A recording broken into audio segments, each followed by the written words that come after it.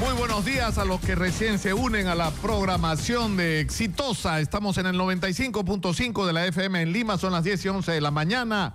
Estamos en 65 ciudades conectados a nivel nacional. Y nuestra pregunta a las redes sociales el día de hoy tiene que ver directamente con el incidente que ha denunciado Ana Jara, la ex presidenta del Consejo de Ministros, con respecto a un gravísimo incidente que ha sufrido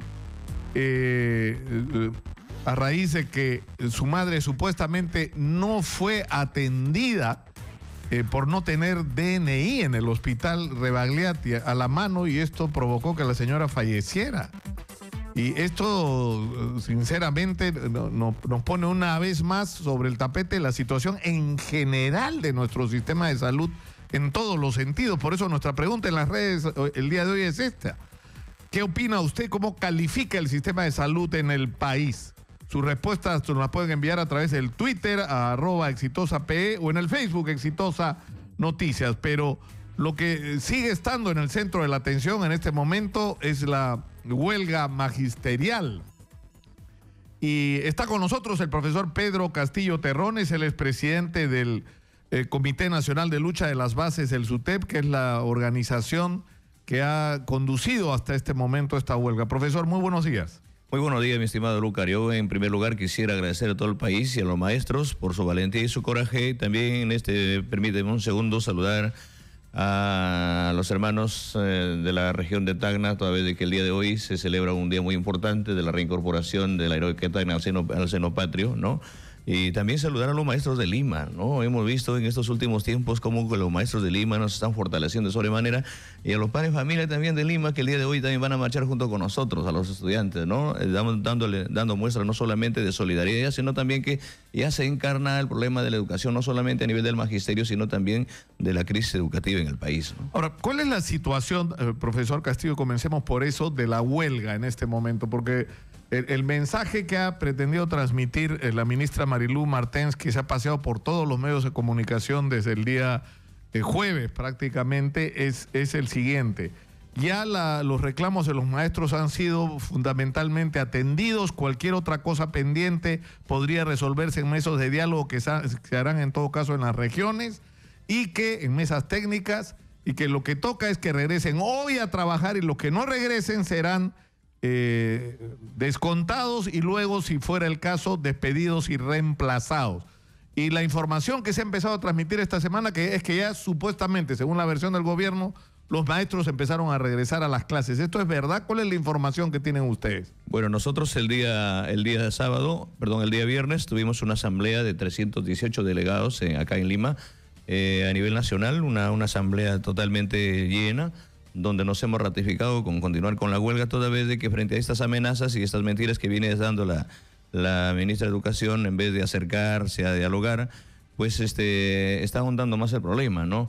Si hoy día despide a un maestro, no olvide que mañana aparece su familia, aparece sus hijos, aparece toda su familia reclamando, y tendrá que habilitar otras plazas más como la de San Martín, porque está convulsionando más al país, ¿no? Creemos importante que la salida no es la forma de reprimir, no es la forma de amedrentar económicamente, laboralmente o administrativamente al maestro. Al maestro hay que tratarla como debe ser, ¿no? Y pienso que en vez de acercar al maestro al Ministerio de Educación, que es su casa del Ministerio de Educación, está abriendo una brecha de desconfianza, no solamente con el propio Ministerio de Educación, sino con las propias direcciones regionales de educación, también con las UGELes, ¿no?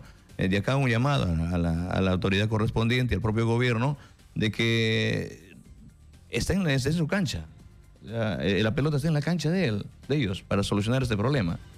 Antes de ayer y ayer ha habido ya una directiva, un acuerdo con los maestros que estaban ya por 2, 3 semanas acá, varias semanas acá en Lima, y se ha acordado hacer el relevo de los contingentes, un acuerdo, por ejemplo, en el caso de las regiones, que vayan 20, 50 y regresen el doble de maestros que están llegando hoy en la tarde, y que están llegando desde ayer. Están llegando es decir, que los maestros que han permanecido acá 2 semanas protestando en la Plaza San Martín van a regresar a sus bases y van a ser reemplazados por otros. Van a regresar, están regresando ya. Ahora, ¿pero esto qué significa? ¿Que la huelga continúa entonces? Sí, por supuesto, es un acuerdo de la Asamblea Nacional y a la cual no solamente van a regresar contingentes de maestros, también están regresando contingentes de padres de familia, ¿no? Ahora, y este tema de padres de familia, porque hoy día en Exitosa, por ejemplo, como ha salido en todos lados, aparece un señor Gregorio Durán, de una organización que se hace llamar CONAPAFA, según la cual él representa en primer lugar a los padres de familia del Perú y que piden que se despida a maestros que no vayan a clases. O sea, ya no es solamente que están invocando a los maestros a volver, sino que está solicitando el despido de los maestros y supuestamente representa a los padres de familia del Perú. Bueno, acá lo primero que hay que hacer también, tener mucho cuidado, toda vez de que ante esta huelga sería bueno identificarnos plenamente, ¿no? Ver de que profesores primero digan, ¿sabe qué? Yo soy padre de familia, mis hijos estudian en tal institución educativa, pero tiene que identificarse, ¿no? Toda vez de que en este momento, en vez de solucionar, de hacer un llamado a la autoridad para dialogar, no cree que es la mejor salida. En todo caso, están asumiendo una actitud irresponsable y cantando el mismo guayno del ministerio. Entonces, en ese caso, pues, el padre de familia, ¿al lado de quién está? Está ahora, de la persona de que... Claro, porque ha habido un cuestionamiento por ejemplo, de la Asociación de Padres de Familia de Lima y Callao, de la Federación de Asociaciones de Padres de Familia de Lima y Callao, donde dicen que el señor Gregorio Durán no tiene hijos en el colegio, o en todo caso un colegio público. Bueno, el propio presidente del Padre de Familia, que el día de hoy va a marchar, tiene un pronunciamiento al respecto, e incluso algunos documentos probatorios. Esperamos que en horas del día de la tarde lo va a mostrar. Sí, estamos en la línea con la gobernadora regional de Arequipa, Yamila Osorio. Yamila, muy buenos días, gracias por atendernos. Muy buenos días, Nicolás.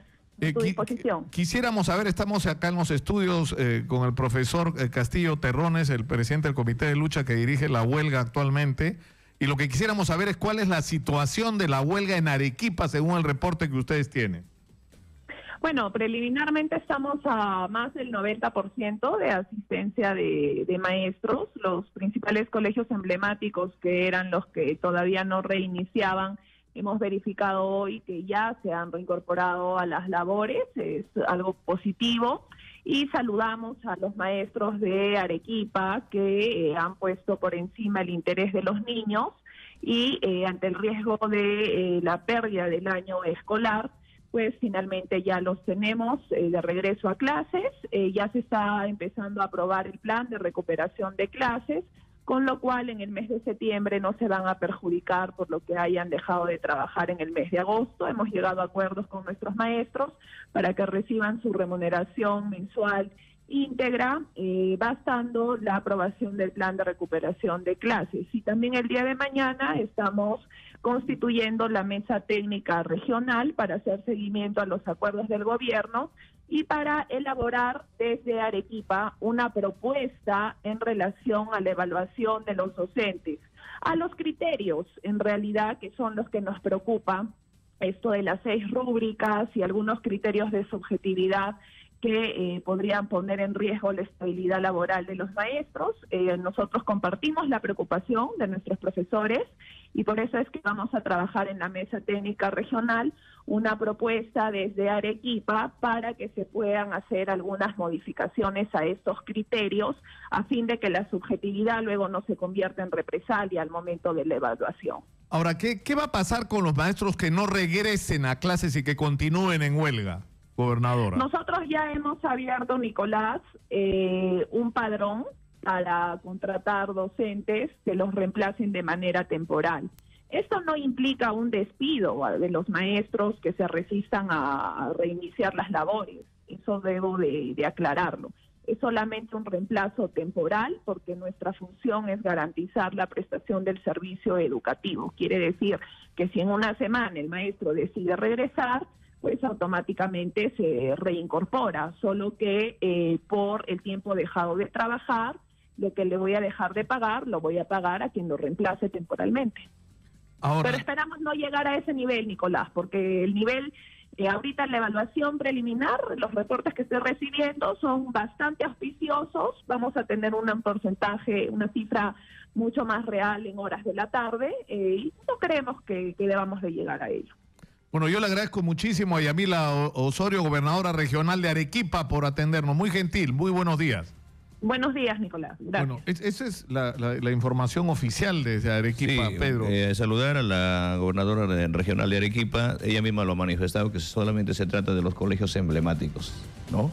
Pero ella dice que el 90%... Pero de los colegios emblemáticos, nada más. Nosotros el día de ayer hemos estado con la dirigente regional de Arequipa, de las bases regionales, donde nos ha confirmado incluso que se están desplazando un promedio de 150 maestros más de Arequipa para acá, sumándose a la delegación que está acá con Arequipa, ¿no?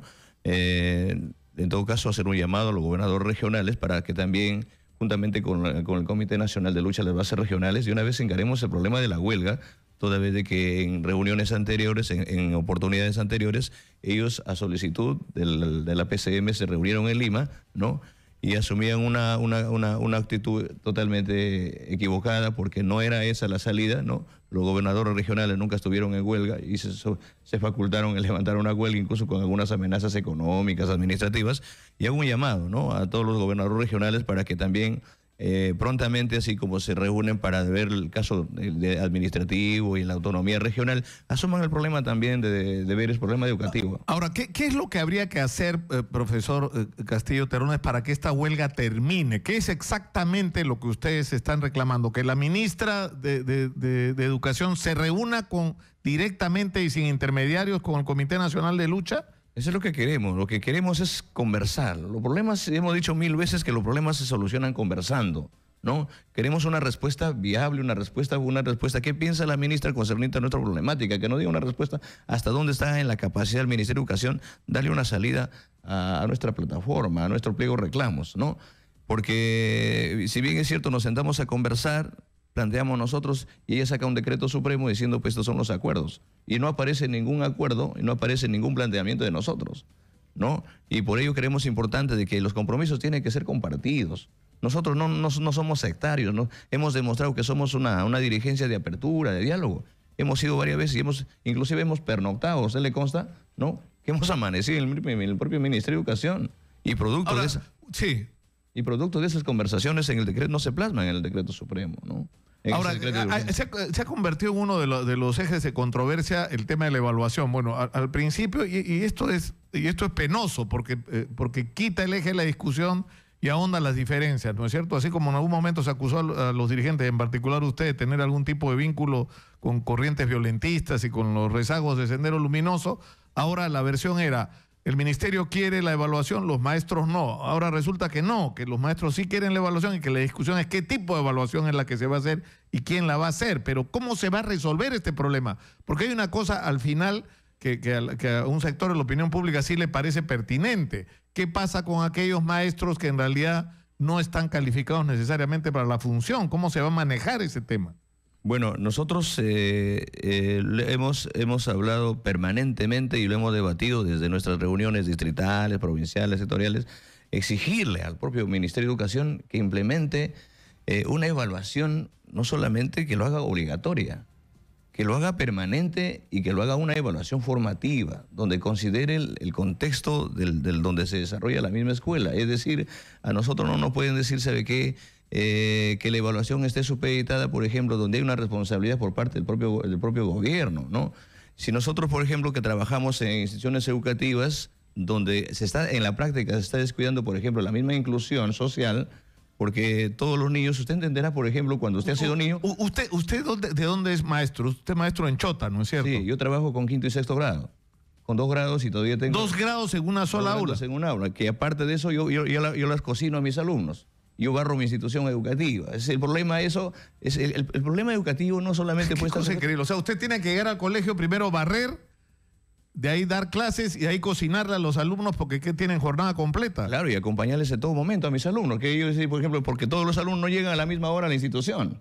Usted sabe que en la sierra el clima es totalmente diverso, ¿no? Hay alumnos que llegan, por ejemplo, que llegan 10, 15 minutos después de la clase y llegan mojados. Tengo que cambiarle la ropa. Y eso tiene que ver el ministerio, ¿Me entiende? Y ahora lo que tiene que... ¿y por qué no recibirle, por ejemplo, a los alumnos que dicen su alimentación? Y sin embargo, en la alimentación le dicen, no, hay que atender a los de extrema pobreza. ¿Y los demás alumnos no comen? Por eso yo llamo a los padres de familia que aquí hay que exigir al Ministerio de Educación que la alimentación tiene que ser permanente, no darle embolsado, y sin embargo, pues los productos de la comunidad no se les reconoce, hay una potencial riqueza ahí, y a la cual esas cosas, y aplicarle una evaluación totalmente subjetiva, de que los maestros tenemos que ser responsables por la luna que está rota, por los materiales que no responden, porque simplemente el Ministerio de Educación remite textos que llegan a medio año a la institución educativa. Por favor, este es un grave problema. Nosotros no estamos en la calle por una situación que nos evalúen permanentemente, estamos de acuerdo. Y encima con sueldos totalmente irrisorios. Por favor, y además estas cosas tienen que ser, yo pido a los constitucionalistas, a los pedagogos, a toda la sociedad, que esas cosas tienen que agendarse el problema de la educación. No podemos. Y sin embargo, cuando nosotros venimos a reclamar nuestro derecho, que se ponen en cosas particulares, hay que asumirlo, hay que agendar el problema de la educación. Sí, usted sabe, profesor Castillo Terrones, que acá tenemos la tradición exitosa de escuchar a la gente, de abrir los teléfonos. Vamos a recibir, ¿cuántas llamadas podemos recibir, señora Magariño? Tres llamadas vamos a recibir. Sí, tenemos una primera llamada en la línea, estamos en el 251-9422 y en el 467-4499. Adelante, por favor, muy buenos días, escuchamos. Buenos días. Adelante, escuchamos. Buenos días, señor Lucar. Bueno, yo soy la señora Silvia Ramos y tengo casi el 70% de mis familiares que son profesores y de carrera, titulados de carrera y bueno, y de vocación.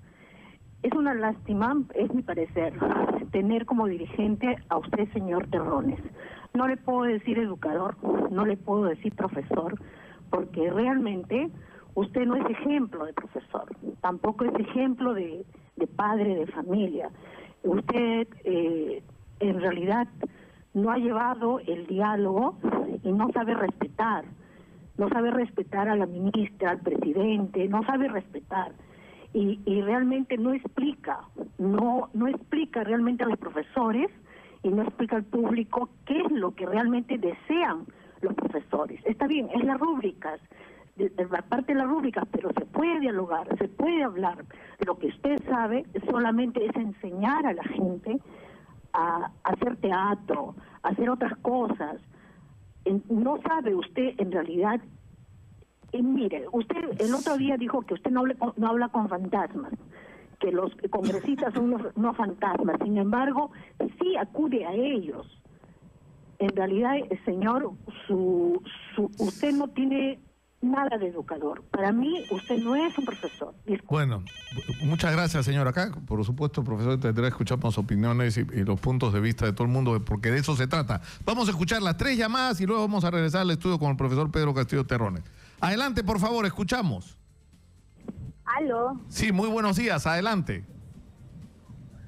Buenos días, señor Nicolás Lucar. Ante todo, agradecerle a usted por apoyar a los maestros del Perú. Creo que es el único periodista que nos está dando más cabida y no está jugando con los docentes, porque la mayoría de prensa se está jugando con el docente. Yo felicito al señor Castillo, es una persona de la sierra que ha logrado mantener unidos a todos los profesores del Perú y los sigue manteniendo unidos. Yo le pido a la señora ministra, ¿qué le cuesta sentarse a conversar con el señor Castillo? Y no solo con él, porque la gente lo ataca a él. Él no está solo, él está con todos los dirigentes de las regiones. Eso es lo que la gente y la prensa no entiende. Hablan, critican del señor Castillo. ¿Por qué critican de él? Él está con todos los dirigentes, está con la gente de Cajamarca, con el dirigente de Lambayeque, con el dirigente de todas las regiones del Perú. Él no conversa solo, él está conversando con todos y queremos que se siente la ministra a conversar nuestra problemática, señor Lucar. Somos profesores de zona rural y verdaderamente la ministra no ha pisado lo que es zona rural. Yo soy profesora de inicial, yo trabajo con 2 aulas, trabajo con niños de 4 y 5 años, trabajo con niños, el año pasado yo tuve una niña que estaba siendo violada por su propio hermano. Yo tengo niños que son niños tímidos, de padres que mucho toman. ¿Cómo trabajamos con ese tipo de niños? Si se duermen, si no quieren participar, ¿qué culpa tenemos el profesor? tiene que ver en esta problemática, ¿no? Que nos evalúen, señor Lucar. Sí, muchas gracias, profesora. Tenemos una última llamada. Adelante, por favor, escuchamos. ¿Qué pasó? ¿Se perdió? Ahí tenemos una última llamada. Ya no hay tiempo, señora Magariño. Una última llamada. Ahí estamos. Adelante, por favor. Muy buenos días, escuchamos. Adelante. Buenos días, le habla el profesor Iván. Adelante, profesor. Nosotros acá estamos llamando desde Ancash, los 90% estamos en las calles luchando. No por la evaluación. Nosotros estamos de acuerdo con la evaluación, porque esa evaluación es lo que nos ayuda a mejorar cada día. Pero lo que nosotros no estamos de acuerdo es de los contratados, y simplemente el gobierno hace un escándalo a todos los medios de comunicación diciendo que el sueldo ya subió, pero en este decreto supremo que dicen la vigencia es solo por 2 meses, de noviembre y diciembre nomás. Luego el sueldo va a volver al mismo y aún más. Bueno, pero se supone que no es así, ¿no? Que la base, el piso salarial va a ser de 2.000 soles a partir de noviembre y que eso no va a variar, ¿no? Bueno, nosotros hemos pedido, agradecerle a la opinión, a la ciudadanía, ¿no? Creemos importante de que hay que hacer un esfuerzo común, porque creemos importante de que lo que estamos luchando nosotros, no solamente estamos luchando para los maestros, para nuestros padres de familia también, y para nuestros propios estudiantes. En ese sentido, el pliego al cual nos ha respondido a través del decreto de urgencia, en cuanto al piso salarial, creemos que nosotros estamos exigiendo de que se haga a partir de septiembre, toda vez de que cuando lleguemos a septiembre el proporcional se sume pues a reconocer a nuestros maestros contratados, porque es el vínculo laboral de los maestros contratados termina el 31 de diciembre. Pero nosotros queríamos arrancar y en eso vamos a persistir de que haya un compromiso serio por parte del Ministerio de Educación, ¿no? Que hasta el bicentenario el sueldo de los maestros sea equivalente a una UIT, a una unidad un cronograma, ¿no? Y con sus montos establecidos, igual como queremos arrancar el compromiso del propio gobierno, y por eso pedíamos de que también esté presente no solamente el Ministerio de Educación, sino también el propio gobierno, así como lo ha hecho la PCM con los presidentes regionales, también el Ministerio de Economía, que se sincere si el Estado está del lado del magisterio, está del lado del pueblo, o está del lado de quién. Ahora, concerniente al Producto Bruto Interno al sector de educación. Por favor, una vez que se incremente el producto del el porcentaje del Producto Bruto Interno, estamos garantizando no solamente el sueldo digno de los maestros, se estará garantizando la alimentación a nuestros estudiantes, la salud de nuestros estudiantes. Ya no habrán alumnos con anemia, con tuberculosis, no, que no les coge el sueño del hambre. Y es más, se garantizará también pues la infraestructura educativa de nuestras instituciones educativas. Hay razones más que suficientes por la cual el mismo gobierno no nos da una respuesta. Y nuestra lucha no es solamente por estas cosas. Creemos que estas cosas se tienen que asumir con gran responsabilidad, que se le dé participación al padre de familia directamente para ver la problemática de sus hijos en la escuela. Dígame, ahora, yo quisiera para no perder la ilación. Por ejemplo, si 20 alumnos terminan la escuela ahora, ¿cuántos pasan a la secundaria? No pasan todos los 20, por la situación económica de nuestro padre de familia.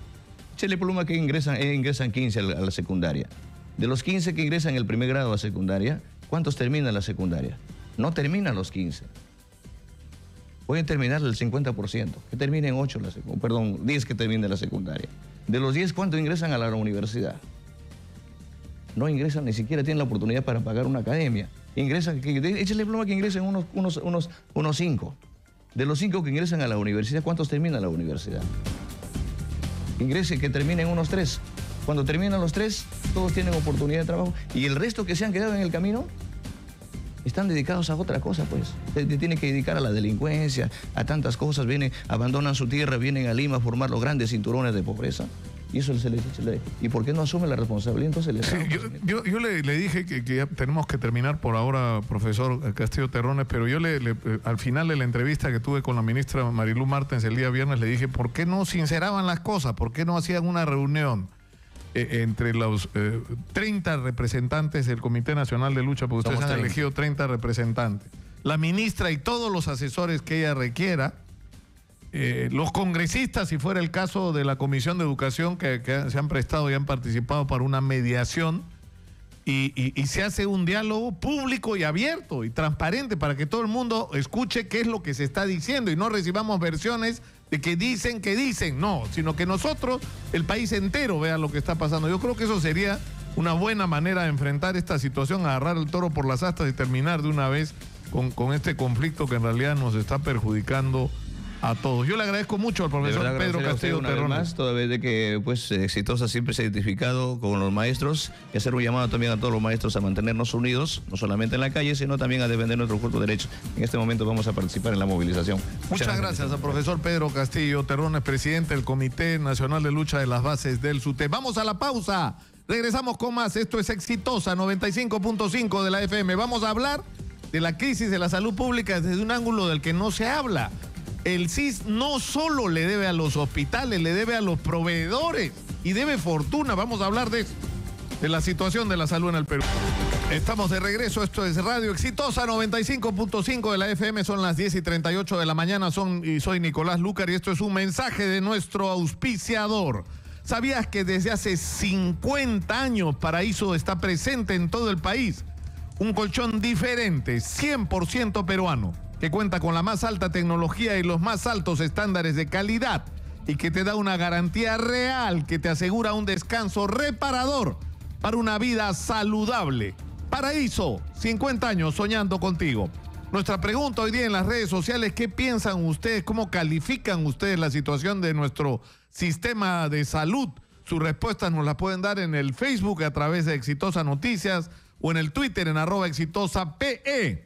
Y por supuesto, no solo sus opiniones, interactuar, intercambiar, retuitear y todo lo que ustedes quieran hacer. Están en los estudios de Exitosa esta mañana Mario Ríos, coordinador de la organización no gubernamental Justicia en Salud, que es integrante además del colectivo Dignidad en Salud, y Javier Llamosa, que es coordinador de Acción Inter para la Salud. Bienvenidos. Muy buenos días. Muchas gracias. Nos ha tenido que ocurrir le ha tenido que ocurrir a la ex presidenta del Congreso, la señora Nájar, esta desgracia, es decir, que su madre no sea atendida por lo que ha denunciado porque no tenía el DNI, es decir, que por un trámite burocrático no recibió la atención que la señora requería, y que a raíz de esto falleciera, para tomar conciencia de que esto es lo que viven los ciudadanos todos los días, ¿no? Es un drama cotidiano, es un drama permanente. Lamentablemente el Perú no se ha modernizado en términos de sus sistemas de gestión y que, por ejemplo, un documento que puede ser consultado en la plataforma del RENIEC y la RENIEC puede dar ese servicio a todas las entidades públicas, es un requisito ahora para acceder a los servicios de salud. Y ese requisito se ha convertido en un requisito que en muchos casos afecta vidas de personas. Porque el no tener el DNI te impide, por ejemplo, acceder a un servicio. En este caso, le impedía a esta señora acceder a los servicios frente a una situación de emergencia. Y lamentablemente no existen instituciones que estén protegiendo los derechos de las personas frente a este tipo de decisiones administrativas que toman al interior de los organismos del Estado. Incluso en algunos casos refuerza más bien estos condicionantes. Nosotros hemos encontrado que hace poco la Superintendencia Nacional de Salud está haciendo una carta de los deberes de los pacientes, y uno de los deberes es tener el documento nacional de identidad. O sea, y si no, eso condiciona de repente a recibir los servicios. Y obviamente este es un... Pero eso es absurdo, sobre todo en una situación de emergencia, ¿no? Se dice que en el caso de emergencia está exceptuado. El problema es quién define cuál es la situación de emergencia. ¿Quién tiene la decisión? Y la decisión la tiene el personal del servicio. Y entonces de repente para el personal tu problema no es de emergencia, y como no es de emergencia, entonces no estás en la excepción. Entonces tienes que traer tu DNI. Acá lo más importante es salvaguardar la vida, salvaguardar la salud, proteger a las personas. Hay una situación sanitaria que está generando un problema a una persona, y hay que atender a la persona, independientemente de la condición en la que venga, porque la idea es que es una persona que necesita un servicio. Y un servicio fundamental, no estamos hablando de un servicio de que le entreguen una pelota, no, un servicio fundamental. Y un servicio fundamental que tiene que ver con su vida y su salud. Cualquier retraso en la atención de un servicio de salud puede generar la pérdida de la vida, puede generar el agravamiento, puede generar el empeoramiento. O sea, esto es un conjunto de trabas burocráticas que incluso están dificultando en muchos casos el acceso de las personas a estos servicios. Pero porque la ministra Ana Jara ha reclamado el tema de la consulta en línea, que ahora es una cosa, es decir, es un servicio, porque hay que reconocerlo, así como hay instituciones que lamentablemente no están funcionando como deberían. El RENIEC ha logrado un nivel de excelencia en sus servicios, Y, por ejemplo, uno puede, y no es ni costoso ni tecnológicamente complicado, ¿no es cierto? Porque basta con poner el nombre de la persona, el número del DNI, o en el caso que sea posible, la huella digital, es decir, si la persona tiene acceso, ¿no es cierto?, o la institución tiene acceso a este identificador de huellas digitales, ¿no es cierto? Sí, pues, es decir, que hay soluciones prácticas para evitar esta, ¿no? O sea, ya hay tecnología. Lamentablemente parece ser que el acceso a esa tecnología a las instituciones públicas mismas les cuesta. O sea, ¿cuánto reniega este servicio gratuitamente? Y lo que nosotros tenemos más o menos algunas referencias es que no es el servicio gratuito para las instituciones incluso públicas. Y entonces acá estamos hablando no de un servicio para las notarías, estamos hablando de un servicio para instituciones públicas sobre las cuales depende una decisión importante, el acceso a una atención, en este caso de la salud de la persona, o a la atención en una situación de emergencia. O sea, no debería ser condicionado. O incluso, ya hemos tenido otros escándalos antes. Acuérdese usted cuando un bombero accedió al propio Rebagliati, al servicio de emergencia, y no le dieron porque teniendo DNI, pero no estaba acreditado como asegurado. Como asegurado. Y como no estaba acreditado como asegurado, no le dieron el servicio de emergencia. O sea, acá no podemos tener un sistema de salud que esté dependiendo de cargas burocráticas administrativas para defender la vida de las personas. Y ese es el problema de fondo que está en este asunto. O sea, se está construyendo un conjunto de barreras administrativas, burocráticas, de papeles. Yo recuerdo, para defensa de la vida. Una vez estábamos en Estados Unidos con mi esposa en un viaje familiar con mis hijos, y mi mujer tuvo una emergencia y tuvimos que ir a un hospital. Y hay un letrero a la entrada del hospital donde dice que tú tienes derecho a ser atendido, que nadie puede ponerte ningún condicionamiento previo con respecto a pagos, y que cualquier tema que tenga que ver con el costo que haya tenido tu servicio, la forma como este se va a cancelar, se verá después de haberte atendido. Pero no puede ser una condición previa, y me pareció increíble, ¿no? Sí. O sea, que es como que te están dando el derecho a ser atendido antes que cualquier otra cosa, ¿no? Sí, pero realmente es gravísimo. La situación en la que hemos llegado en el sistema de salud es caótico. Es una situación que no se ha vivido antes, sobre todo porque todos los días se vulnera derechos. O sea, si bien siendo este tema es gravísimo y pasa todos los días, el tema de la falta de recursos para atender, el tema del desabastecimiento de medicamentos es caótico. Y el Colegio Farmacéutico ha hecho una carta al Ministerio de Salud alertándoles porque más del 50% de medicamentos faltan en los hospitales. El que menos ha gastado presupuestalmente es el Ministerio de Salud. Es el que menos ha gastado entre su presupuesto. Recuerdo, el que menos se ha ejecutado. Presupuestalmente. Así es. Ya. La ministra de Salud hace poco estuvo en la Comisión de Salud y dijo, sí, hemos gastado tantos millones. Sin embargo, si uno mira la consulta amigable del MEF, y es el que menos ha llegado al 13%. Tenemos un retraso de 5 meses en el abastecimiento y no existe un plan de contingencia. Y no interesa cuánto hayan comprometido el presupuesto. Lo más importante es que el medicamento exista en los establecimientos, y eso no hay. ¿Hay un plan de contingencia? No hay. Hay mesas de diálogo para que los ciudadanos sepamos, han sido bloqueadas. O sea, lo que estamos pasando todos los días, día a día, se vulneran muchos derechos. Hay 120 personas que tienen TBC multidrug resistente y no los operan. Y simplemente la respuesta para ellos, ¿cuál es? Bueno, estamos esperando el dinero del Fondo Mundial para implementar la sala para que les puedan operar. O sea, ¿vamos a depender de financiamientos diferentes? Ahora, la pregunta es por qué hemos podido llegar a una situación como esta, que es la que se discute de alguna manera en relación al tema de los maestros, ¿no? O sea, por ejemplo, yo discutí el viernes cuando entrevisté a la ministra Marilú Martínez, me dice, pero le estamos dando 2.000 soles. O sea, ha tenido que producirse una huelga para que el gobierno cumpla lo que fue la promesa básica, además, en relación a los maestros, que era el piso salarial de 2.000 soles.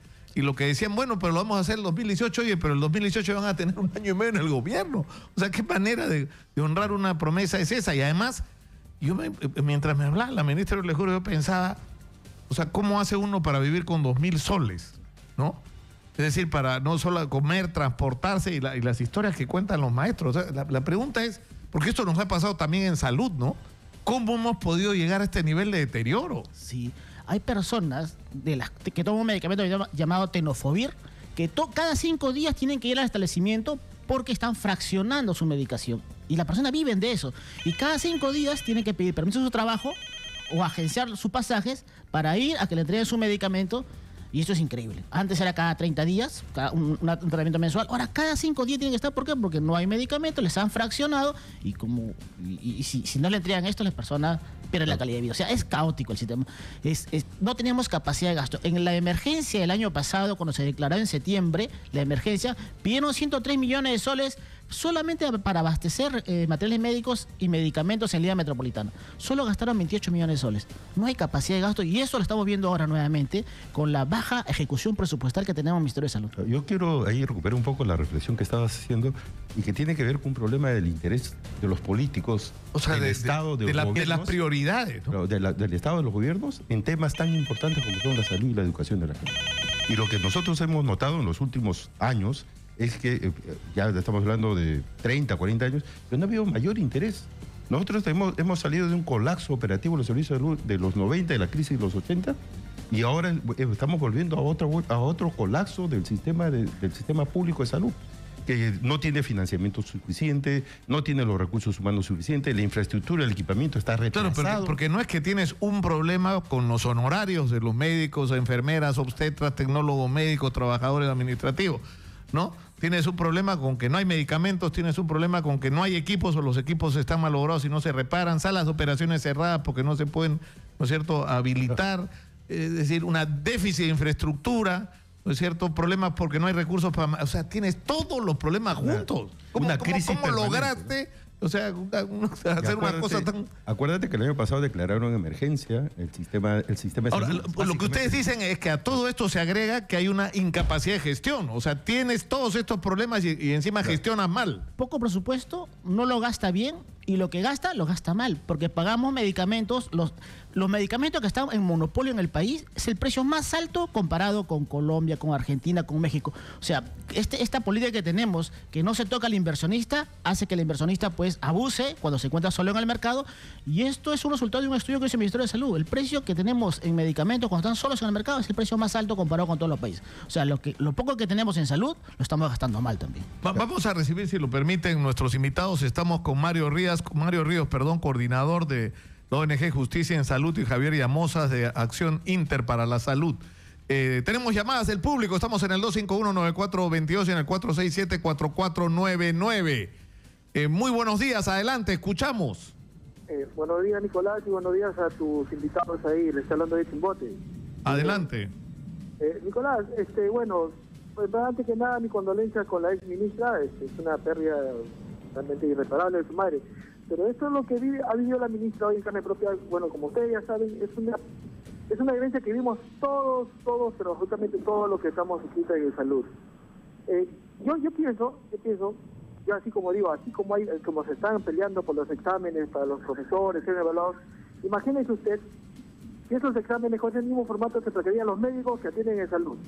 Hay médicos que ya superan ya los 20, 25, 30 años de trabajando para el salud. Ya son médicos cansados, son médicos que ya están, pues como dice, no creo que sean, sus conocimientos hayan borrado, pero al menos ya son personas que ya no atienden. Hermano, acá en Chimbote, porque le estoy hablando de acá en Chimbote, la otra vez que fui con mi menor hijo, ya ni los tocan. Simplemente con un aparatito que parece una pistolita láser, miran temperatura, ¿qué pasa? O sea, ya totalmente, yo no es que desconfíe de la tecnología es básica ahora, pero también hay momentos en que, bueno, pues, ¿no? Hay que mirar, hay que ver al paciente. Ahora, siempre he escuchado que no hay presupuesto, que los médicos, que no tienen trabajan en precarias condiciones, está bien, pero ¿dónde está la ayuda humanitaria? ¿No? Estoy viendo que una persona se está muriendo, estoy viendo que una persona necesita una urgencia, porque hay que quedar bien claro, una cosa es emergencia y otra cosa es urgencia, y eso lo tienen bien detallado en el seguro. Tu paciente va, ¿por qué? Por un dolor de estómago, es una emergencia. Es que no es una urgencia o que si es debido a muerte, no te atiende.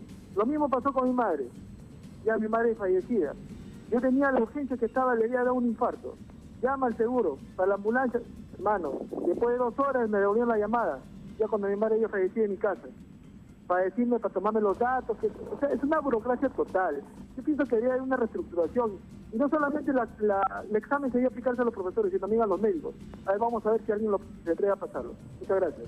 No, muchas gracias. Hay un tema con esto, ¿no? Con esta especie de...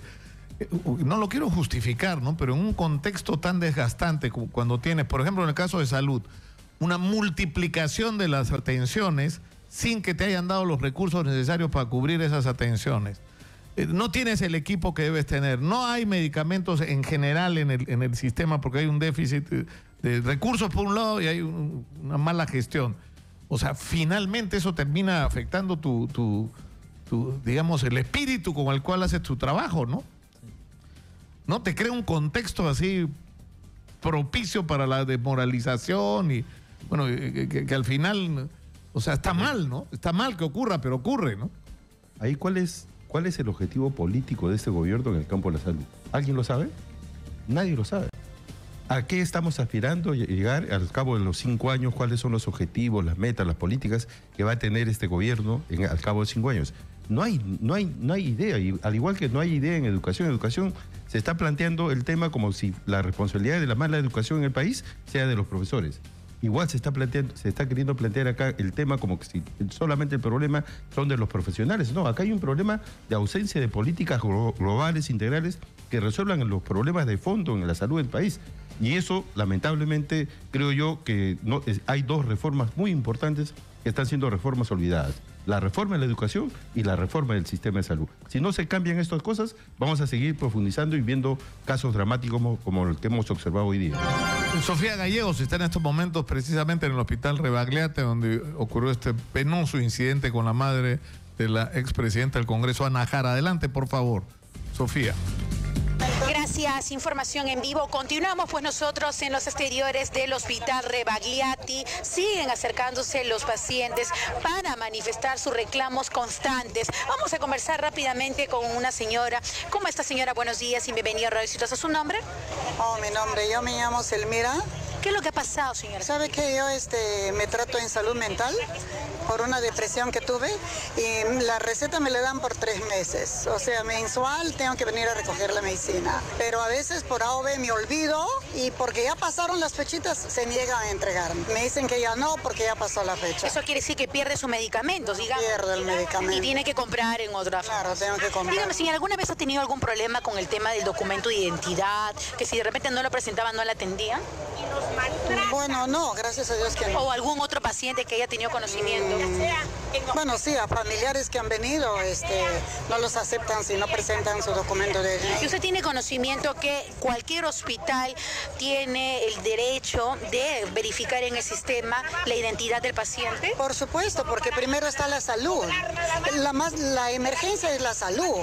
Y no uno en esos apuros que anda para correr al hospital, pues lo pierde su documento de identidad. O sea, ¿considera lo mismo que ha dicho la ex premier Ana Jara al indicar que acá se comete constantes negligencias, como lo ha pasado con su madre? Por supuesto que sí. Muchísimas gracias, señora, por conversar con Radio Exitosa. Siguen los reclamos en los exteriores del hospital Rebagliati. Informó Sofía Gallegos, Exitosa Noticias.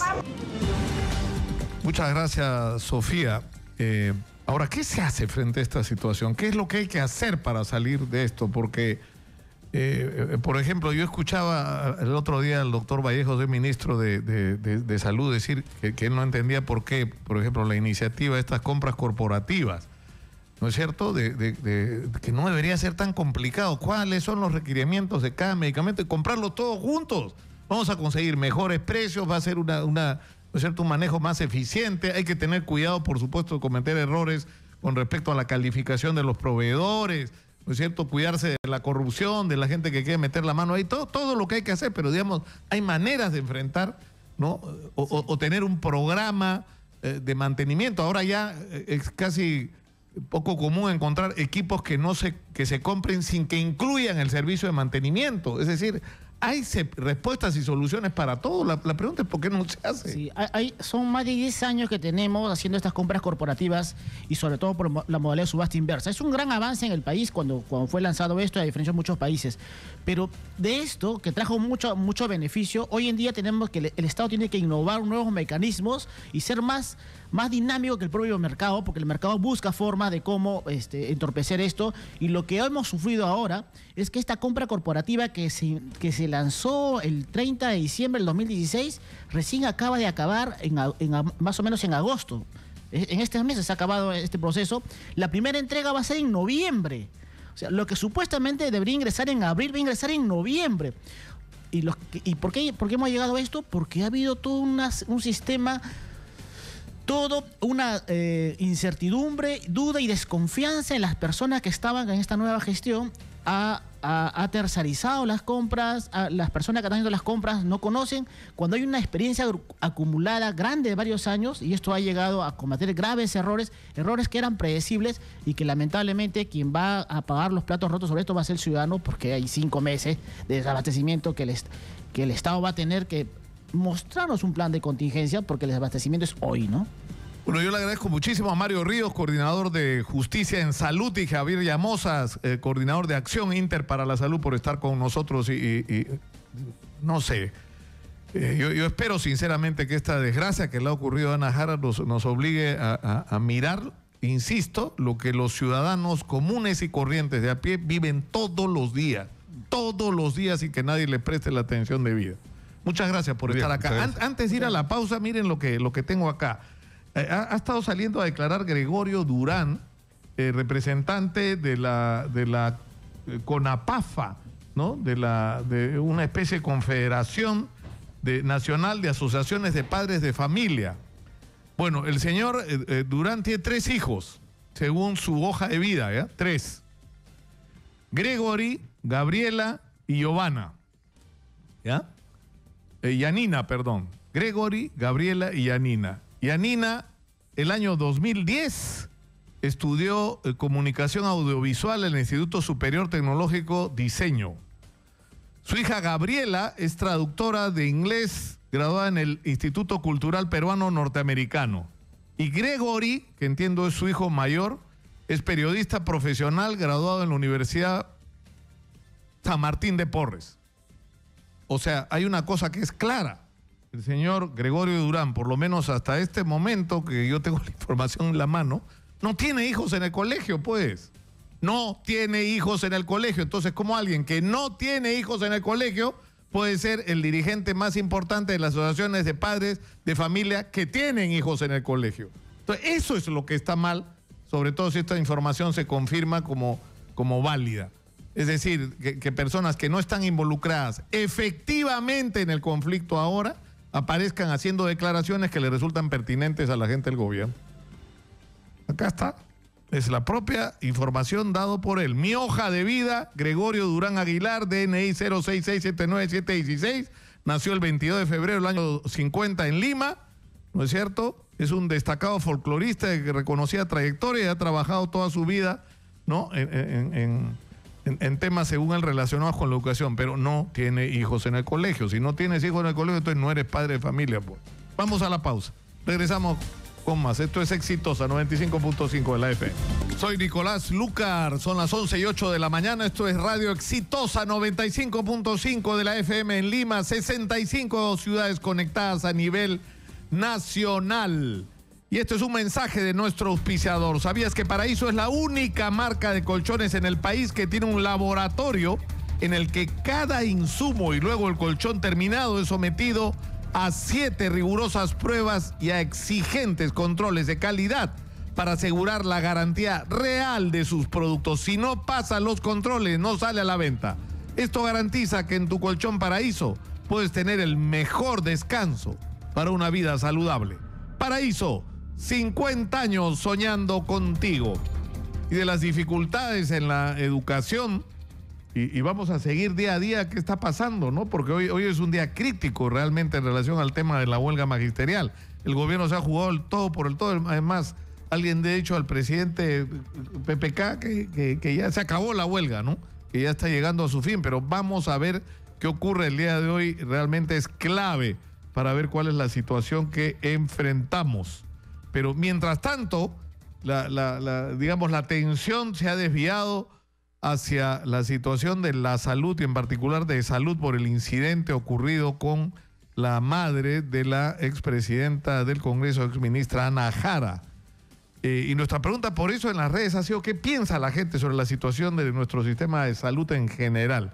Y Judy Rodríguez, por supuesto, nos trae las respuestas. Cuéntanos, Judy, ¿qué dice la gente? ¿Cómo estás, Nicolás? Definitivamente el tema del día ha sido la situación del sector salud, específicamente en salud, por lo sucedido con la ex premier Ana Jara. Julio Guaroto dice que está en un estado lamentable, pero como la clase dirigente del Perú dice no se atiende en los hospitales públicos, no les interesa que muera el pueblo. Bueno, pero una exfuncionaria le ha ocurrido esto. Imagínate, Nicolás, ¿qué ocurre con las personas comunes y corrientes que caminamos por la calle o que viven en provincias, ¿no? Por otro lado, Steven nos dice, pésimo e inhumano. Si evalúan a los docentes, también evalúan a los médicos. Merecemos una buena atención. Ya basta. Son vidas, menciona. Por otro lado, Fernando nos dice, de pésimo a deplorable, lo califica Fernando la situación de la salud en el país. Omar Alexander dice, malísima. Si eso pasa en Lima, imagínense que pasa en provincia. Johnny nos dice, ahora es prohibido enfermarse. Salud y el MINSA son ineficientes. Todo por el bajo presupuesto, sueldos irrisorios. Pronto debe haber una reorganización. Vámonos rápidamente al Facebook. Nicolás, ¿qué nos dice? Pedro Córdoba dice, a nivel administrativo hay muchas trabas y poco ánimo de información. Así los médicos te quieren ayudar, en las oficinas es otra cosa. Por otro lado, vamos a ver qué nos dice Evelyn. Nos dice, maltratan a los pacientes, deberían de evaluarlos también. Su trato es pésimo. Te atienden como si fuera que te hacen un favor, todos molestos. Dice, las enfermeras se duermen en las guardias, los doctores te botan rápido el consultorio. Son como máquinas y encima su ortografía, caligrafía es un desastre. Menciona su caligrafía, nos dice por acá. Y es cierto, pues, ¿no? Por otro lado, vamos a ver qué nos dice Alif. Nos dice, las citas por internet no funcionan. Las citas por teléfono no hay cupo. Y si te dan una cita, uno se programa y es puntual a la hora indicada y resulta que cada médico atiende a su manera por orden de llegada, aparte que da sus citas pues adicionales. Lo mejor es hacer todo a la antigua, ya que el mismo hospital no usa la tecnología que ofrece. Todo está mal, pues, ¿no? A ver, ¿qué nos dice? A ver, Sartric nos dice, muy aparte de que te hacen esperar 3 meses para atenderte, los médicos no te curan y si no te atan un tratamiento de por vida y recontra caro. Te imaginarás, pues, Nicolás, que mira, pues, los comentarios que están... Es que la gente está indignada. Por eso tú has recalcado un asunto sobre lo que yo estaba llamando la atención desde que llegué al aire ahora en la mañana. Es decir, le tiene que ocurrir, lamentablemente, porque es lamentable y es penoso, y de acá le transmitimos nuestro pésame a la señora Ana Jara por lo que le ha ocurrido, pero le tiene que pasar a una persona importante, ¿no es cierto?, que tiene acceso a medios para que se revele una realidad que es la que viven los pacientes todos los días en el Perú, ¿no? Te cuento algo, Nicolás. La semana pasada, 2 días di una noticia sobre una niña en Piura. ¿Qué pasa con esta niña? Que se le está carcomiendo la cara, porque posiblemente sea UTA o cáncer.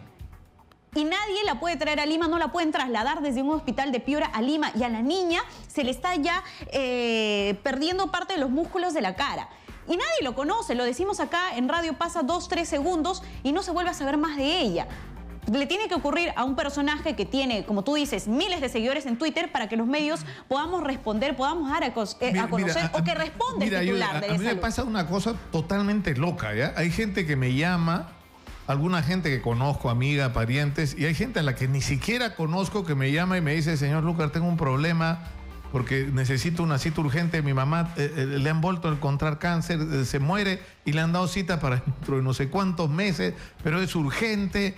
Entonces, pero ya la entrevista, no, yo quiero que usted me ayude, porque si usted llama por teléfono, como usted es un periodista conocido, seguramente me van a ayudar. Y ocurre, porque la gente es amable, o sea, la gente, me refiero a nivel que maneja todo el tema de comunicaciones en el Ministerio de Salud, en el Ministerio en el Salud y en el Ministerio de Salud, digo, ¿no?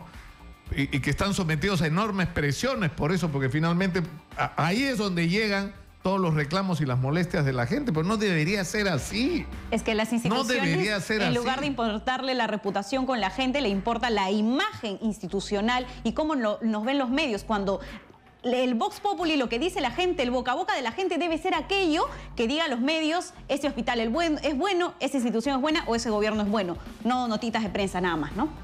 Está bien, está bien. Muchas gracias, Judy. A ti, Nicolás. Muchas gracias. Becker Bejarano nos trae información de último minuto desde Huánuco. Cuéntanos, Becker.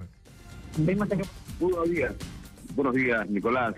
Para hoy estaba previsto el retorno de los profesores y alumnos a las instituciones educativas, pero sin embargo hubo ausencia de alumnos y solamente asistieron profesores contratados. En un rápido recorrido por los colegios de los distritos de Amarillo, Pilcomaca y la ciudad de Huánuco, se pudo apreciar la ausencia de alumnos y profesores. Solo en algunos colegios, con excepción, se pudo notar un pequeño número de alumnos, pero ante la ausencia de sus maestros tuvieron que regresar a sus casas. Por su parte, el gobernador regional de Huánuco, Rubén Álvaro Ochoa, fue rechazado por los huelguistas ante la presencia en la institución educativa inicial, la UITA Vicuña, conjuntamente con su comitiva, que estaban supervisando el reinicio de las clases. Los docentes no temen el descuento, no temen el despido de los maestros. Por su parte, señalaron que de no ser escuchados van a radicalizar su medida de protesta.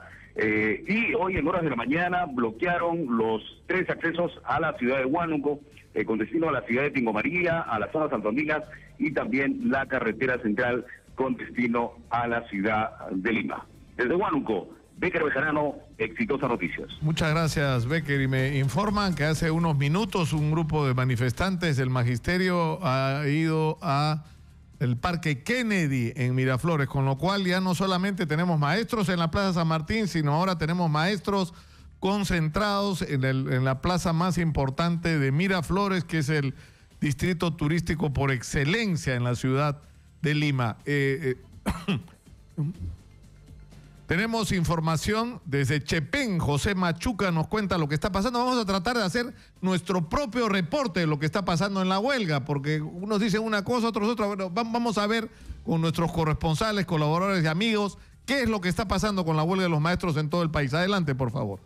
José. Información vivo. Gracias, Nicolás. Bueno, hemos hecho un recorrido, no solamente en el Valle Jequetepeque, como también en el Valle Chicama. Hablamos de Chepén, Pacasmayo, San Pedro de Llot, Ascope, Paiján, y la verdad que en todos los colegios que hemos podido observar no hay ningún maestro que haya acudido a sus aulas de clase a iniciar como se había indicado el día lunes, el día de hoy. La verdad que esta huelga continúa, la preocupación sí de los padres de familia, pero también entienden la situación en la que están pasando los maestros. Y justo conversamos uno con uno de los profesores que está prácticamente en Lima. Profesor, cuéntenos, esta medida en Chepén continúa y todo el valle. Buenos días, Nicolás Lucas. Estamos nosotros haciendo aquí lo que las bases distritales, regionales y provinciales a nivel nacional estamos cumpliendo con la huelga nacional indefinida. Nosotros continuamos, no vamos a dar un paso atrás. Bien, esta es la información que se detalla aquí en el Valle de Chepén, Nicolás. Información en vivo de Chepén. José Machuca, Exitosa Noticias. Muchas gracias, José.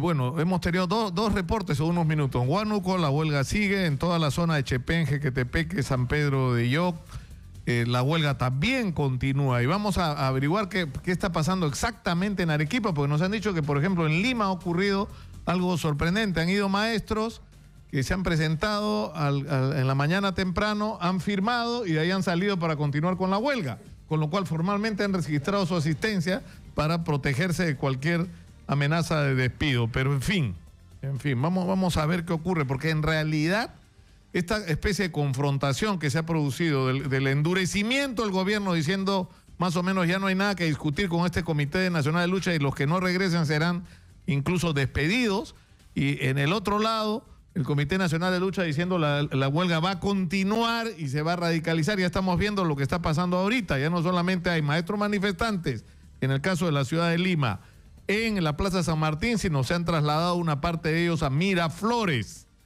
¿no? Y precisamente para poner en contexto todo esto que está pasando, está con nosotros el padre Elías Neira. Él es presidente de la CADE Educación 2017, de la Conferencia Anual de Ejecutivos sobre Educación. Bienvenido. Buenos días, Nicolás, ¿qué tal? De alguna manera la realidad se ha puesto sobre la mesa, ¿no es cierto? De una manera muy cruda, ¿no? Sí, de hecho todo esto se ha ido cuajando durante los últimos años, pero que realmente pues ha habido una situación de emergencia en esta situación, pero también es cierto de que una cosa importante es que no podemos perder la perspectiva y decidir no solamente atacar los urgentes, que obviamente es necesario en una situación como la que está atravesando el sector y el país, pero también es cierto que es necesario no perder de vista a mediano y a largo plazo cuáles son las perspectivas de la educación en el Perú. A mí me ha llamado mucho la atención, padre Elías, que yo he conversado con montones de maestros de base, o sea, no los dirigentes, sino los maestros que están así con sus frazadas, y, ¿no? Que me ha llamado la atención varias cosas. Primero, que no tienen evidencia de tener ninguna afiliación política, son maestros en estado puro, digamos, ¿no? Y que te cuentan todas las precariedades por las que atraviesan para el ejercicio de su función, pero hay una cosa que me ha llamado significativamente la atención. No están peleando solamente por sus sueldos, porque lo que te dicen es: ya no podemos seguir trabajando en estas condiciones y ya nos cansamos, algo así como de que nos mesan, ¿no es cierto? O sea, por ejemplo, el Acuerdo Nacional estableció ¿cuándo? El año 2002, hace 15 años, que se iba a dedicar el 6% del Producto Bruto Interno a la educación en el Perú. Ya han pasado 15 años y ¿cuánto de esa promesa se ha cumplido? ¿No? De hecho, hay muchas situaciones en el magisterio que encandilan la situación y que de hecho hay muchas de sus protestas que son justificadas, como también lo ha dicho la ministra. Pero de hecho tenemos que ver la situación en contexto. Lo primero es que lo más importante siempre es el aprendizaje de los estudiantes, ¿no? Ese es el centro de la educación y el centro del propósito y la razón de ser del sector. Por otro lado, también es importante entenderlo en su cabalidad la problemática del magisterio. Obviamente, como tú dices, no solamente es una cuestión de sueldo. Necesitamos revalorizar la carrera docente. Entonces, en cada educación, justamente secundaria de primera, construyendo un proyecto de vida que va a girar en torno a la secundaria, porque es uno de los temas que se han olvidado en el país. Nadie niega que la primera infancia es fundamental, y es lo primero, pero también es cierto que secundaria es lo que menos se ha tratado. Con la SUNEDU estamos tratando muchas cosas de nivel de educación superior y también en la educación inicial y primaria, pero secundaria desde hace por lo menos 5 décadas que sigue siendo lo mismo, ¿no? Y ya no da para más. Realmente cuando uno ve los resultados en segundo de secundaria se encuentra con que el 15% de los estudiantes solamente comprende lo que lee y el 9% es capaz de resolver problemas de matemáticas. Esos chicos en 5 años están votando en las elecciones, ¿no? ¿Cómo le damos herramientas y competencias para que ellos puedan desarrollarse y construir su proyecto de vida, ¿no? Y cuando hablamos del magisterio, porque el docente es fundamental, ¿no? Estamos hablando que revalorizar la carrera docente implica el aumento de remuneraciones, sí, pero también al mismo tiempo necesitamos una meritocracia y exigencia, porque sin ello es la otra pata de la mesa, sin el cual tampoco se va a poder revalorizar la carrera docente. Y tenemos un problema grave del cual se está hablando muy poco también, que el 30% de los docentes en los próximos 15 años paulatinamente se van a jubilar. Y no tenemos muchos estudiantes en los institutos pedagógicos. Pero ¿quién va a querer ser maestro cuando te están... O sea, tienes que irte a una huelga para que tu sueldo básico sea 2.000 soles. ¿Quién vive con 2.000 soles en el Perú? O sea, acá está, por ejemplo, uno quiere siempre lo mejor para sus hijos. El otro día nos explicaban acá que hay como 50 universidades que ofrecen facultades de medicina, ¿no es cierto? Entonces, si el hijo de un maestro quiere ser médico, el maestro tendría que dejar de comer, de transportarse. ¿Por qué? Porque cuesta la universidad más barata, cuesta 1.800 soles al mes la carrera de medicina. Es cierto. Le estás negando a los hijos de los maestros la posibilidad ¿no es cierto?, de aspirar a profesiones como la de médico. Es cierto, y de hecho nadie niega que es necesario ir aumentando paulatinamente, según lo que permita también el presupuesto nacional, el sueldo. Pero ahí es donde empiezan los problemas, pues. O sea, porque con esa historia de que o sea, hay que ser realistas con lo que hay, o sea... Yo siempre cito, no me acuerdo el nombre, es complicadísimo, el ex primer ministro chino que decía las 10 claves para lograr el progreso y el salto al primer mundo de los países, ¿no?, que están en ascenso, y él, bueno, aparte de recomendar la pena de muerte para los corruptos, porque decía que eso era una de las principales dificultades que se tenía el de la corrupción, él decía hay que invertir todo lo que puedas en educación. Si tú me dices que estás invirtiendo 10%, es poco, dice, tienes que invertir más. O sea, todo lo que puedas invertir en educación es lo mejor que puedes hacer. Entonces, el problema es que no podemos seguir manejando el tema del presupuesto de la educación dependiendo de la situación circunstancial de la caja. O sea, si hemos puesto a gente talentosa supuestamente a manejar el aparato del Estado, deberían tener respuestas y no simplemente no, para todo, no hay. Es cierto que se tiene que dar prioridad al sector de educación, en eso estoy completamente de acuerdo. Y también es cierto de que viéndolo en perspectiva de lo que está sucediendo en el país, calculamos que más o menos las personas que están en planilla en el país ganan de promedio 1.600 soles. Entonces, realmente sí creemos que es un aumento significativo, no el que corresponde, en verdad se merecen mucho más, pero también dentro de lo que se puede. Ahora, es bien importante entender la revalorización de la carrera también no solamente como el aumento de sueldo, sino hay otros elementos que se tienen que tener en cuenta. Por ejemplo, ¿por qué no hacer una campaña tipo Marca Perú? Como también se hizo, si fuimos capaces de revalorizar la carrera de chef, por ejemplo, y la gastronomía, ¿por qué no hacer una campaña de ese modo también para darle ciertas facilidades, ¿no? Y que realmente más personas se atrevan a asumir el reto de ser docentes en el país? Porque nos vamos a quedar sin maestros y entonces nos encontramos ante una oportunidad, si cambiamos los institutos pedagógicos y comenzamos a formar mejores maestros, porque va a haber un recambio por jubilación, como te digo, en los próximos 15 años, paulatinamente, o seguimos en el mismo problema y se vuelve una amenaza. No, claro, o sea, yo estuve en Cuba hace un par de años y me subí a un taxi que era manejado por un biólogo que tenía además un doctorado en no sé qué cosa estas de neurociencias. O sea, y eran para el mejor negocio ser taxista que ejercer su profesión por lo mal que le pagaba. Nos está pasando lo mismo con los maestros. O sea, y no somos conscientes de eso. Ahora, el problema es que falta, yo no entiendo la dificultad de las autoridades del gobierno de sentarse la gente del ministerio directamente, sin intermediarios, con los representantes que los maestros han decidido, porque ellos son los que deciden quiénes son los representantes, no nosotros. Yo, por ejemplo, escuchaba al profesor Cadillo, que es una lumbrera, uno de los mejores profesores del mundo. Sí, sí, lo conozco. Y él decía, el profesor Cadillo, que está en huelga, dicho sea de paso, uno de los mejores profesores del Perú, él decía, ya, si lo que queremos hacer con la evaluación es que los maestros progresen, yo tengo una idea, decía el profesor Cadillo, que los 500 mejores en la evaluación de los propios maestros sean entrenados para que ellos se encarguen, porque ellos conocen la situación del magisterio por dentro, cómo levantar el nivel del resto del maestro. O sea, ideas como esa que salen en el contexto de una discusión donde no están enfrentados pues los que quieren la evaluación, que supuestamente son los del gobierno, y los que no quieren, que son los maestros, que no es cierto, ¿no? Sí, justamente ideas como esta son las que queremos plantear en el CADE Educación 2017, secundaria de primera, porque se trata también de poner a la mejor gente que ha estado en cancha, que realmente ha estado dando clases, poner a la mejor gente en los institutos pedagógicos, a enseñar y a formar a los nuevos docentes, ¿no? Y tenemos que hacer toda una reestructuración para que realmente se desarrolle en torno a competencias la forma en que formamos a los maestros, ¿no? De esa manera realmente es la mejor forma de revalorizar su carrera y que ellos mismos se sientan que aprovechan esto. Para esto, por ejemplo, viene Francisco Cajiao, que es quien ha trabajado mucho las reformas en Colombia, ¿no? Colombia, sobre el magisterio, y que va a traer todas sus experiencias que hemos escuchado, hemos estado en contacto con él y realmente creemos que puede brindarnos muchas experiencias que nos pueden ayudar. ¿Esto cuándo va a ser la conferencia, la CADE? Justamente va a ser el jueves 7 y viernes 8 de septiembre en el Colegio Médico Colegio Médico en Miraflores. En Miraflores, en la avenida 28 de julio 776. ¿Dónde se pueden inscribir? ¿Quiénes pueden participar? Pueden revisar en la página web.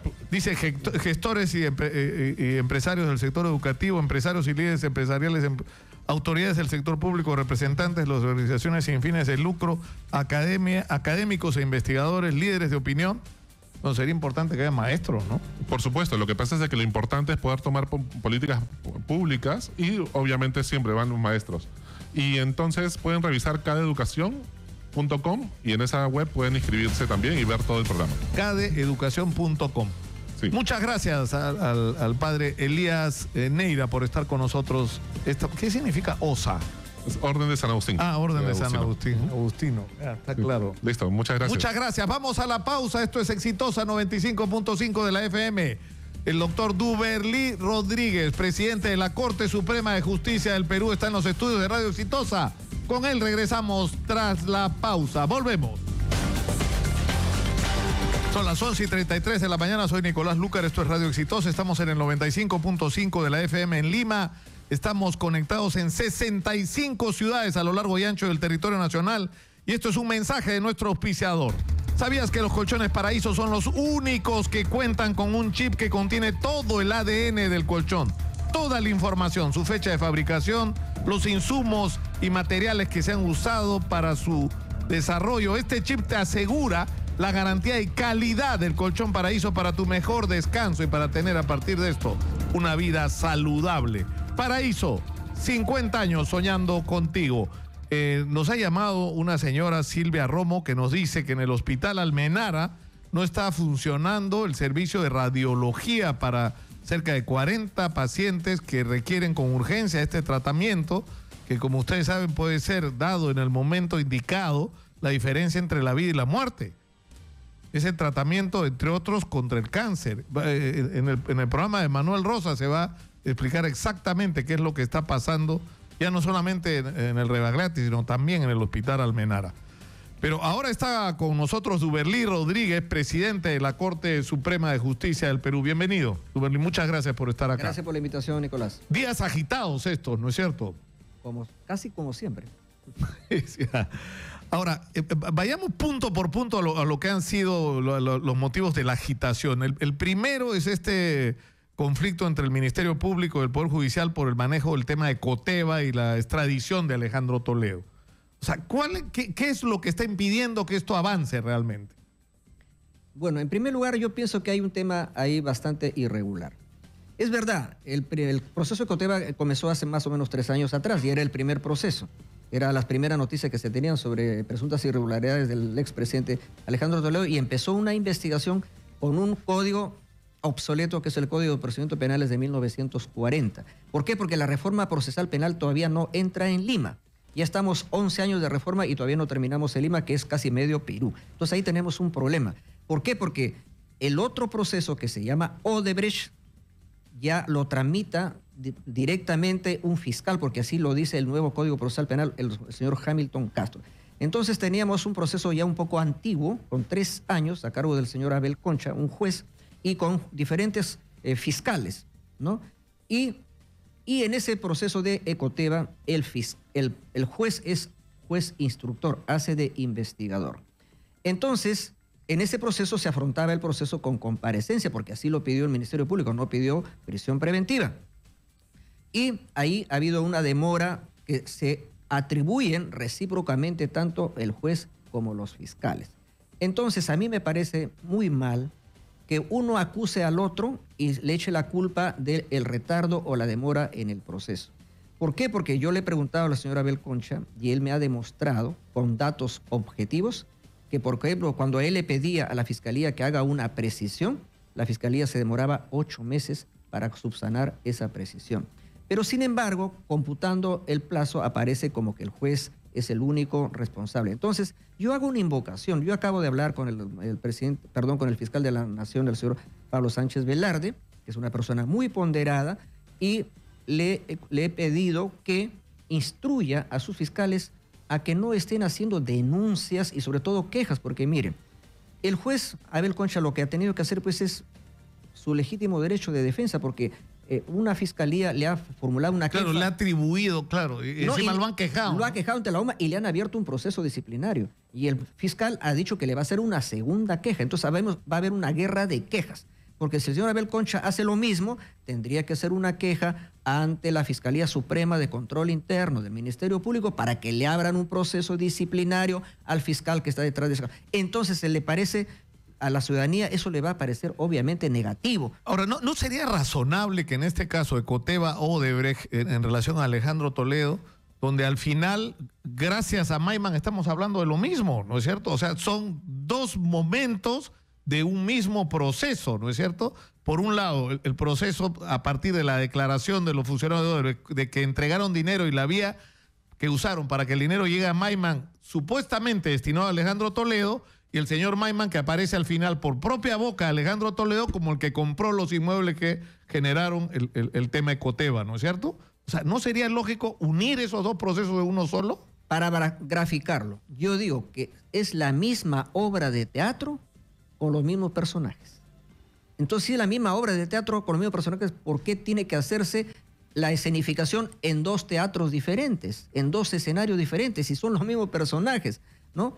Entonces, resulta que lo que se investiga en el caso de Coteva es lo mismo que se está investigando en el caso Odebrecht. Y el sentido común, no necesito ser abogado, ni juez, ni fiscal, ni policía, para darme cuenta que si es por lo mismo, ¿por qué tiene que haber dos procesos? Porque eso duplica la investigación, Claro. duplica la actividad probatoria. Imagínense que tengamos dos juicios orales, con dos sentencias, con dos recursos, uno recurso de nulidad, otro recurso de apelación y recurso de casación. Eso prácticamente es insostenible. Entonces yo he dicho... Pero además, Heriberto Benítez acá poco menos que se ha parado sobre la mesa a aplaudir.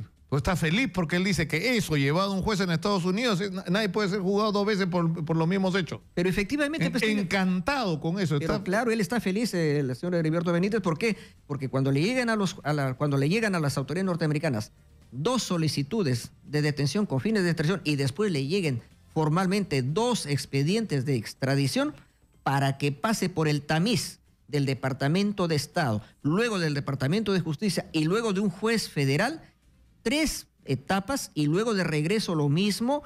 Entonces imagínense cuánto tiempo duraría, y los argumentos de la defensa del señor Toledo pues van a estar prácticamente fortalecidos, porque van a decir que hay doble persecución y está prohibido en el derecho penal la doble persecución, o lo que se llama la persecución penal múltiple.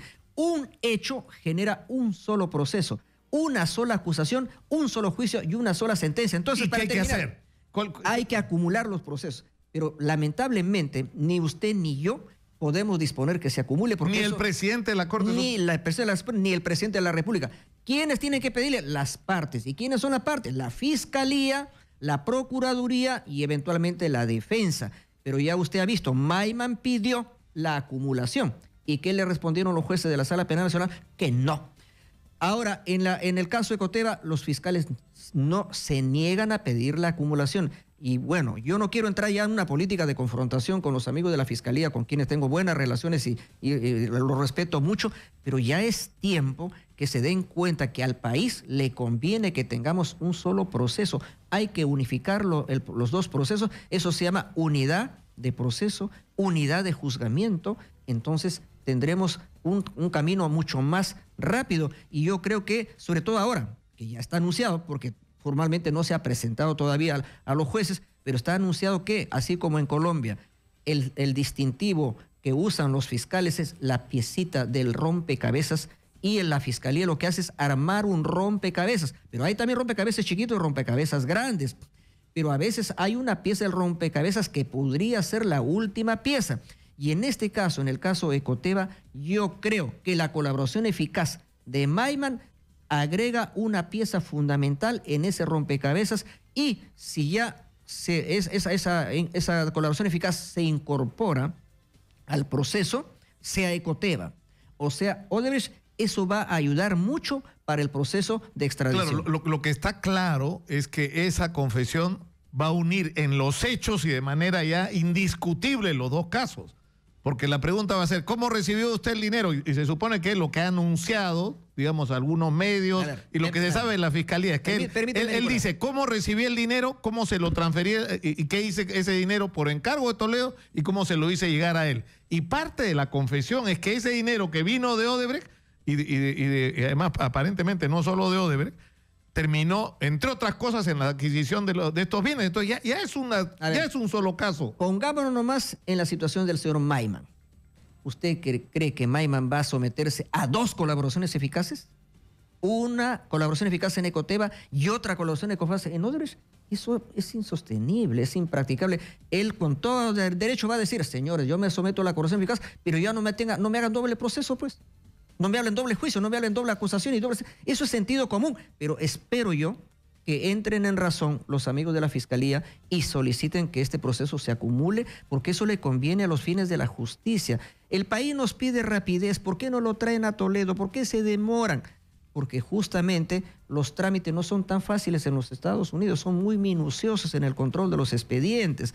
Y yo, por ejemplo, no le puedo dar, ningún juez peruano le puede ordenar a un juez norteamericano cómo tiene que resolver. Entonces, tenemos que ser respetuosos.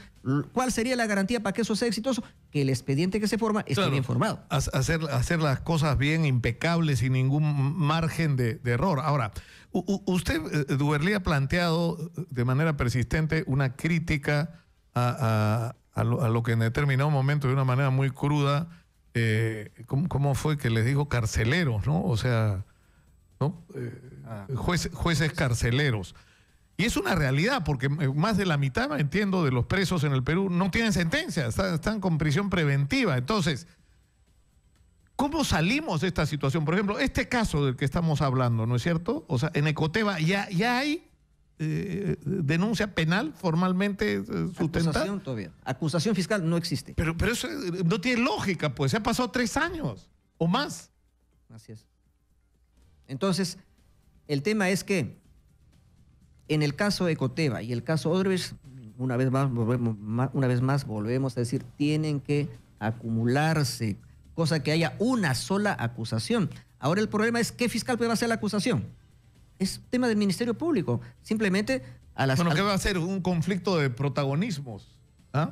Bueno, lamentablemente... De estrellatos, todo. Lamentablemente a veces ocurre así, pero tenemos que despojarnos de aspiraciones personales, individuales, muy legítimas, lo que fuera, pero a los fines de la investigación y de la justicia conviene que haya un solo proceso. Ahora, yo insisto en esta pregunta, doctor Duberly Rodríguez. ¿Por qué no puede ser esto más rápido? Por ejemplo, a mí me llamó la atención, en Brasil, aunque es cierto, en Brasil el proceso tiene otras características, ¿no? Pero se ordenó la prisión preventiva, lo tengo grabado, en noviembre del año pasado del presidente Petrobras, me parece que fue, en febrero estaba sentenciado. O sea, no es que la prisión preventiva te puede durar como en el Perú años, no de años que estás así en prisión preventiva sin una sentencia. Voy a formular una apreciación. Cuando la Fiscalía pide una medida coercitiva personal que se llama prisión preventiva porque afecta la libertad de las personas, calcula cuánto le va a durar el proceso, ¿eh? No la investigación preparatoria, que es la primera etapa del proceso. El fiscal está calculando lo que le va a demorar su investigación, la etapa intermedia para formular la acusación y lo que le va a durar probablemente el juicio oral, donde ya sentado en el banquillo de los acusados, el investigado, ahí se va a definir si se lo absuelve o se le condena. Entonces, cuando el fiscal pide 18 meses de prisión preventiva, lo está haciendo porque calcula que todo el proceso... Ese es el tiempo que va a requerir para todo el proceso. Para que termine el proceso. En ninguna parte de la norma procesal dice que los 18 meses son para la investigación preparatoria, que otros 18 meses son para que formule acusación y que otros 18 meses son para el juicio.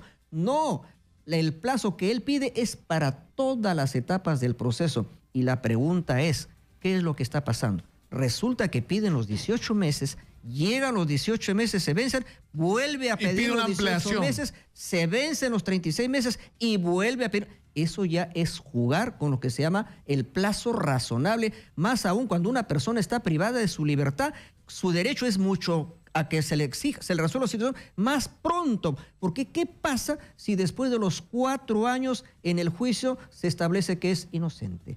¿Quién le repara el daño? Nadie. No hay juicio por reparaciones civiles al Estado, que difícil que el Estado pueda pagar esos errores judiciales. Entonces, la Fiscalía tiene que ser muy responsable en el manejo de las prisiones preventivas. A mí me llamó la atención, fui a entrevistar a Cecilia Chacón, la congresista, y estaba su padre. Claro. Y me contó la historia de su juicio, donde además había participado Pablo Sánchez como fiscal en algún momento. Y me dice, a mí me acusaron por una primera plana del Héroe de la República que era falsa, que tenía yo millones, no sé, además en agencias bancarias que ni siquiera existían. Cuando se consultó los bancos, no sé, en Alemania, ni siquiera existía el banco en ese país. Después le cambiaron el cargo, por supuesto, enriquecimiento ilícito, y al final le cambiaron el cargo a que él había desviado fondos cuando era jefe, y de eso también lo declararon inocente. Es decir, ya han pasado años de años, no sé cuándo, 16 años para el final. Entonces, y parte importante de ese tiempo lo pasó él en prisión preventiva. Entonces es legítimo el reclamo, ¿no? Yo sé que este tema de los implicados en los casos en relación a Fujimori son controversiales y hay mucha gente que se eriza, pero el problema es que no hemos corregido los efectos del sistema para hacer un sistema más eficiente. O sea, ¿por qué necesitas 3, 4, 5 años para denunciar y meter en la cárcel a un culpable o liberar a alguien si consideras que es inocente? Por regla, el proceso tiene plazos. Y el plazo ordinario de un proceso penal es 4 meses de investigación, ¿eh? Y si lo declaramos complejo, vamos a los 8. Pero entonces la propia norma está diciendo que el proceso debía terminar a los 8 meses, ¿me entiende? Para que ya se formule la acusación, la investigación preparatoria. Pero resulta que aquí nos pasamos de prolongación detrás de prolongación y últimamente se ha creado una nueva figura que se llama la adecuación de la prolongación de la prisión preventiva, que también es un tema bastante polémico. Pero en fin, lo que yo digo como cualquier ciudadano y como juez también, es que el Estado tiene el derecho de perseguir, de castigar a quien ha delinquido y con la dureza que corresponda. Pero los imputados también tienen derechos. Los imputados tienen el derecho a que su caso se resuelva en lo que se llama un plazo razonable. El Estado no puede perseguir de por vida a una persona, salvo que fueran delitos de lesa humanidad que son imprescriptibles, porque el agraviado es la humanidad como tal y no solamente la víctima. Pero los otros delitos tienen sus plazos y tienen que ser investigados oportunamente, porque si el Estado no lo hace, es culpa del Estado que está fracasando en su labor. Entonces, digamos, el perseguido o el investigado no es culpable de la demora. Por ejemplo, para volver a algún caso que ha sido polémico en los últimos días, los carboneros de Trujillo. 3 años ya presos. ¿Y cómo en 3 años no se le va a hacer una acusación? Entonces, se han tenido que hacer malabares procesales para descontar del plazo ordinario de la prisión preventiva 20 días, 40 días, para sumarlos y no dejarlos en libertad. Pero obviamente en ese caso sí yo ya he instruido a los jueces de juzgamiento a que se trasladen a Trujillo, a que hagan los juicios orales habilitando sábados y domingos, las 24 horas del día, que solamente, descansen lo mínimamente necesario, porque si no se va a volver a vencer ese plazo que le llaman adecuación de la prisión preventiva. ¿Y qué? Otra vez en la calle los traficantes de drogas, mexicanos, colombianos. Eso es terrible. Pero yo lo que hago, una invocación, es a que el sistema de justicia tiene que funcionar bien de manera articulada. Significa que la policía haga bien su papel, los fiscales hagan bien su papel, los procuradores igual y los jueces igual. Entonces brindaríamos un buen servicio de justicia a la ciudadanía. Ahora, hay digamos, inevitablemente un sesgo y una presión política en relación al caso Odebrecht, porque lo que está claro es que lo que acá ha ocurrido, o sea, lo puedo decir yo como periodista, ¿no es cierto? Y no tengo necesariamente que acreditar pruebas para un proceso judicial, pero digamos, de mi observación de la información de la que, dispongo, lo que está claro es que acá ha habido un sistema perverso de corrupción articulado para la obra pública. O sea, eso es lo que nos ha revelado, ¿no es cierto? Y que en el cual no solamente han intervenido constructoras brasileñas, sino es un sistema sistémico ha sido esto. O sea, te conseguías a alguien que tenía el resorte en el aparato del Estado, ministro hasta presidente, le pagabas una comisión y conseguías una obra que además se multiplicaba en sus precios para poder pagar todas las comisiones multimillonarias que se iban generando en el camino. Entonces, esto inevitablemente pone bajo la lupa a todos los que de alguna manera tuvieron alguna participación, sobre todo cuando se habla de que parte del sistema de operación era financiar campañas electorales para después cobrar con las obras. Y ahí entra el tema de Keiko Fujimori, ¿no es cierto? Porque Marcelo Odebrecht ha dicho esa declaración, aumentar Keiko a 500 y yo voy a hacer visita. Entonces, eso es una declaración que salió ¿no es cierto?, en O Globo, pero el fiscal Pablo Sánchez ha dicho que eso ya llegó formalmente como información. ¿Qué es lo que debería ocurrir con este tipo de información? A ver, cuando surge lo que se llama en derecho penal o procesal la notitia criminis, en castellano la noticia criminal, o sea, la noticia de que se ha cometido un hecho delictivo, entonces tiene que intervenir el órgano encargado de investigar. En este caso es el Ministerio Público. El Ministerio Público es el dueño de la investigación y de la acusación. Los jueces no investigamos, no acusamos, los jueces juzgamos. Entonces, yo lo que he visto en las declaraciones del doctor Pablo Sánchez Velarde es que cuando él ha recibido esa noticia así de manera un poco informal, él todavía no la podía usar, ¿me entiendes? No la podía recoger. Entonces, él ha tenido que viajar a Brasil, entrevistarse con el procurador general Janot, que se le llama así procurador general, pero es el fiscal. Es el fiscal, es el claro. fiscal de la Nación. Entonces ya digamos, el documento, por decirlo ya, como si fuera una copia certificada, ya no una copia simple que no tendría valor probatorio, ni siquiera indiciario. Entonces, si ya él tiene esa documentación, digamos que se la entrega formalmente en base al convenio de colaboración que han suscrito la Fiscalía del Perú con la Fiscalía de Brasil, entonces, si tiene ya esa información, ya me imagino que encargará a la Fiscalía encargada de investigar esos casos a que haga las averiguaciones del caso, de tal manera que eso yo entiendo que será motivo de una investigación. Ahora, ha habido otro tema controversial. Quiero aprovechar que usted está acá, doctor Duberlí Rodríguez, para hablar del tema del Consejo Nacional de la Magistratura, porque en la campaña electoral se habló mucho de la necesidad de que en el tema de la corrupción no solamente hubiera castigo, ¿no es cierto?, y que debía caer quien tenga que caer, sino que además había que producir cambios en el funcionamiento. Usted está hablando de parte de esos cambios que tienen que ocurrir, pero se habló de la necesidad de cambios en el Consejo Nacional de la Magistratura, en la Contraloría General de la República e incluso en las Procuradurías. Ahora, lamentablemente no está ocurriendo lo que debía ocurrir, ¿no? A ver, hay momentos en que algunas instituciones atraviesan por ciertas crisis, y una de ellas ha sido la del Consejo Nacional de la Magistratura. Pero esa crisis ha sido motivada porque se variaron los mecanismos de elección de los consejeros. En el último gobierno del presidente García, para evitar que los maestros, a través del Colegio de Profesores, pudieran participar en la elección de lo que son los representantes de los colegios profesionales, dio una ley, a través obviamente del Parlamento, donde se establecía una suerte de elección indirecta de electores candidatos. Es decir, cada colegio profesional podía designar a un candidato, pero ya no en elección donde cada miembro del colegio votaba, sino simplemente los decanos. Entonces, eso trastocó totalmente la legitimidad, digamos, de esa elección, y por eso es que motivó la renuncia del presidente del Consejo de la Magistratura, en aquel momento el doctor Pablo Talavera. Entonces, eso puso sobre el tapete la discusión de hacer cambios en el Consejo Nacional de la Magistratura. Entonces, resulta que en el último mensaje presidencial del presidente Kuczynski anunció su proyecto de reforma del Consejo Nacional de la Magistratura, pero obviamente eso fue objeto de discrepancia de parte de quienes estamos dentro del sistema de justicia. La Corte Suprema se reunió en sala plena, emitimos un comunicado público y dijimos que eso es volver al pasado de hace más de 20 años atrás, donde la designación de jueces fiscales tenía un carácter político partidario. ¿Por qué? Porque pasaba por la figura de las benditas ternas. Por cada vacante que había, iba al ministro de Justicia, el ministro de Justicia lo ponía al presidente de la República, les emitía una resolución suprema y nombraba a los jueces y fiscales. Y cuando era un juez supremo, lo mandaba al Senado para que ratifique esa designación, que al final recorría todos esos vericuetos de los pasillos, las puertas de los congresistas o de los senadores. Eso para mí fue superado con una disposición correcta y acertada de la Constitución del 93. Se puede cuestionar mucho sobre el origen de la Constitución del 93, pero en lo que respecta a la creación de un organismo constitucional autónomo para que designe a los jueces, que es el Consejo Nacional de la Magistratura, fue una decisión correcta en la Constitución del 93. Yo por eso he ingresado con ese mecanismo de la Constitución del 93 el año 96, tengo 21 años de juez. Entonces, el Consejo Nacional de la Magistratura funciona como jurado. Vale decir, no son todos abogados.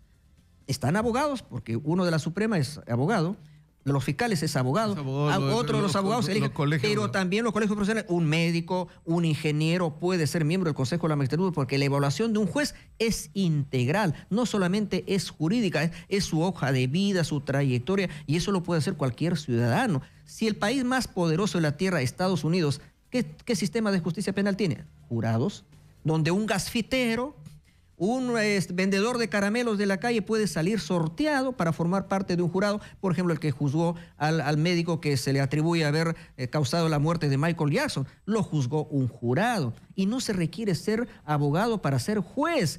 Es decir, el pueblo mismo puede administrar justicia a través de la forma de jurados. Y el Consejo Nacional de la Magistratura tiene una composición plural, pero eso hay que modificarlo y hay que perfeccionarlo. Por ejemplo, lo digo, digamos, como opinión personal. Las universidades nacionales tienen un representante, pero no pueden estar pues ahí interviniendo en la elección de ese representante todas las universidades, tanto la cuatricentenaria San Marcos como una universidad que se ha creado en Tayacaja hace un mes, o una universidad de Jaén, o la Universidad de Chota, con todo el respeto que me merece, pero recién se han creado, no tienen ni siquiera autoridades, no tienen rector, no tienen local, no tienen facultades, no tienen decanos. ¿Cómo ellos van a participar en igualdad de derechos? No puede ser. Igualito con las particulares. Mi respeto para las particulares, empezando por la Católica, que es la del Pacífico. Pero resulta que, ¿cuántas universidades particulares tenemos? Más de 100. Esas 100 universidades tendrán, digamos... O sea, lo que usted dice, es cerrar digamos, los requisitos, hacer requisitos, o sea, mínimo de existencia de facultades de derecho. Así es, acreditadas debidamente. Es decir, universidades nacionales mínimo con 50 años de existencia, universidades particulares mínimo con 50 años y con facultades de derecho debidamente acreditadas, porque ahora las carreras de derecho pues se han convertido en carreras prácticamente hasta donde se venden los títulos. Prácticamente es una cuestión puramente lucrativa, no hay una formación y ese es un riesgo, porque ¿de dónde salen los jueces y los fiscales? De los abogados que forman las facultades de derecho. ¿Y qué tipo de abogados pues estamos formando? Tienen que ser profesionales de calidad. Y entonces eso, por ejemplo, se tiene que cambiar. Y la Constitución del 93 también decía que integran el Consejo Nacional de la Magistratura representantes del sector empresarial. Entonces ya debemos hacer realidad ese dispositivo para que la CONFIEP acredite un consejero. Y también dice que el sector trabajador laboral, que la CGTP, que acredite también un consejero. Entonces le damos más legitimidad al Consejo Nacional de la Magistratura.